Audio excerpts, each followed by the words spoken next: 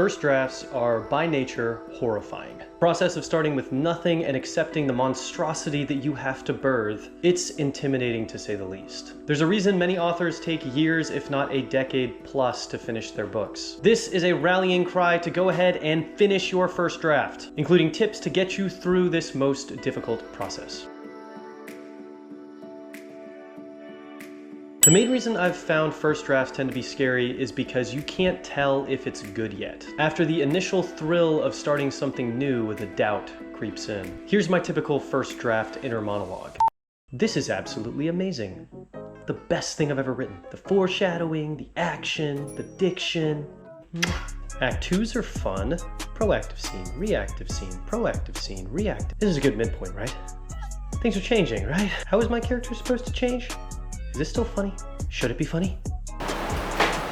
It's totally normal to get a huge spoonful from your inner critic when you're working on your first draft. At this point in the process, you don't yet have encouraging feedback from your peers or audience. And you do have an unrefined piece that will likely need a lot of work. The process of creation is also a process of discovery. As you make, you'll start to realize some things your work should be and should not be. You might recognize that your pacing is off. Your piece is way too similar to work you've already made. This is not a character arc, it's a character leap off a cliff. While some of those critiques might be legitimate, others will be way off the mark. I've been surprised to complete a draft containing chapters or sections that I hated, only to reread it and discover that it was much better than I'd initially thought. That is even more powerful when the book is complete. For me, something magical happens around the 85% mark. At this point, through the fog of doubt and concern, the story starts to reveal its heart. I recognize where I've needed to go all along and barrel through the final sections of the book without looking back. Once the draft is complete and I have a finished product to examine, I'm ready to go back in and clean up the book. But every time I feel so much better once the first pass is 100% done, no matter how messy that 100% is.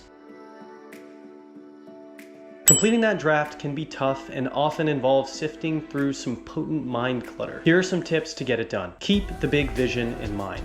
There's a reason you decided to embark upon this project. Something about it inspires you. Remind yourself of that inspiration. Maybe you write it down and put it up on the wall so you can glance at it every time you sit down to work. Don't edit. It's tempting to go back and edit while you're working on the first draft, and some people love doing this. If it works for you, more power to you. But I've found that editing too much during the first draft pulls the wind out of my sails and makes it unlikely that I'll reach the finish line anytime soon. I take notes while I'm writing regarding the things I need to go back and change so that when I'm done, I have an editing plan and can jump right back in. Reread sections. This is kind of contradictory advice to what I just suggested, but it can really help to inspire yourself by what you've already done well. I typically like to reread the beginning of a book every now and then to give myself a little boost. It helps remind me of my initial inspiration for the project. It allows me to continually polish just one section of text so I can already be really proud of it. Plus, the first chapters are what gets read by agents, publishers, and readers who pick the book off the shelf to decide whether they actually want to read it. So it's worth putting in the extra time. Set mini goals. If you're not in an inspired mood, then giving yourself specific work habit goals can help push you through a slump. Maybe it's a word count, or a chapter, or a stanza. These mini goals help keep you energized even if you're feeling doubtful of the project overall. Have an accountability friend. Sometimes friends can motivate us better than we can motivate ourselves. Maybe you can send a friend or critique partner what you've completed for the day. Be that the work itself or a summary of what you did if you're not ready to share. Give yourself a reward. The ultimate extrinsic motivator. Once you finish your draft, you get to go to your favorite restaurant, or you get a cookie, or even better, you get to write another book. Believe in your project. You can get through the swamp of the first draft. Everyone has to deal with it, and I think Ernest Hemingway said it best. The first draft of anything is If you enjoyed that video, you probably want to watch my video about how to give and receive feedback on your story.